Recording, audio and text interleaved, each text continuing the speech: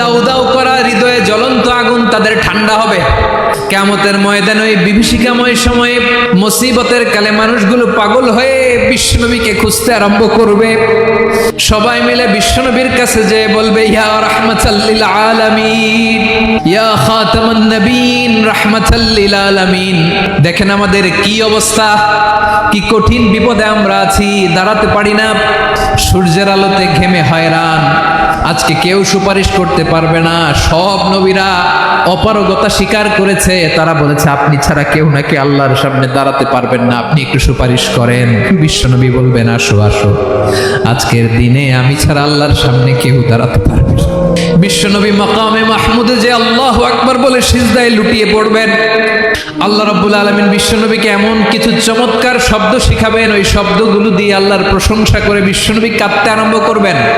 বিশ্বনবী এমন ভাবে অজর দ্বারায় সিজদায় লুটিয়ে পড়ে কাঁদবেন, রব্বুল আলামিনের রহমতের দরিয়ায় জোশ লেগে যাবে।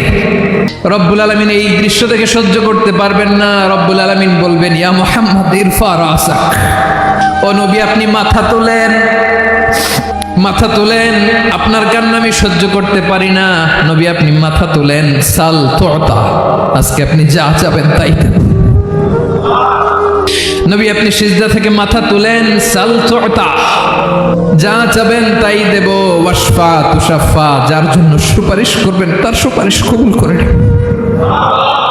বিশ্বনবী এবার মাথা তুলবেন। যে বিভীষিকাময় সময়ে প্রত্যেক নবী বলেছেন আমি পারবো না, প্রত্যেক নবী বলেছেন নফসি নফসি, আমার কি হবে আমি জানি না, আল্লাহ আমারে বাঁচাও। প্রতিটি নবী বলবে নফসি নফসি, আল্লাহ তুমি আমারে বাঁচাও, আমারে বাঁচাও। বিশ্বনবী মাথা তুলবেন, তুলে বলবেন রব্বি হাবলি উম্মতি, আল্লাহ তুমি আমার গুনাহগার সুপারিশের জন্য রেখে দিয়েছি। আল্লাহ বলবেন নবী ইরফা রাসাক, মাথা তোলেন, আর কাটবেন না। বিশ্বনবী মাথা তুলবেন, আল্লাহ বলবেন সাল তুতা, আপনি যা চাবেন তাই দেব। ওয়াশফা তুশাফা, সুপারিশ করেন, সুপারিশ কবুল করব। বিশ্বনবী বলবেন, আল্লাহ ওই স্পেশাল দোয়াটা দুনিয়াতে করি নাই, আজকে আমি তোমার দরবারে দাঁড়িয়ে কিয়ামতের দিন ওই দোয়াটা করছি। আল্লাহ আমার যে উম্মতের হৃদয়ে যাররা পরিমাণ ঈমান আছে, আমার একটা উম্মতকেও তুই জাহান্নামে ঢুকাতে পারবা না। বিশ্বনবী পাগলের মতো একবার হাউজে কাউসারে যাবেন, একবার সিরাতে যাবেন, একবার পুলসিরাতের দিকে, একবার হাউজে কাউসারের দিকে, পাগলের মতো দৌড়াতে থাকবেন। তার কোনো গুনাহগার উম্মত যাতে জাহান্নামে ঢুকে না যায়।